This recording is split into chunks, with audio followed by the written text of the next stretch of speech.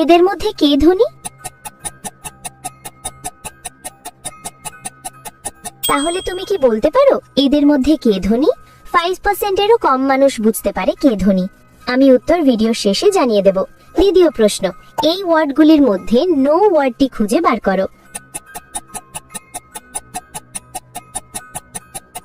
খুঁজে পেলে লাইক বাটনে ক্লিক করো, যেন আমি বুঝতে পারি তুমি সঠিক দেখেছো। তৃতীয় প্রশ্ন, তুমি যখন শেয়ার বাটনে ক্লিক করো তারপর মোরে ক্লিক করো, এখন দেখো 2 নম্বরে কোন অ্যাপটা আসে?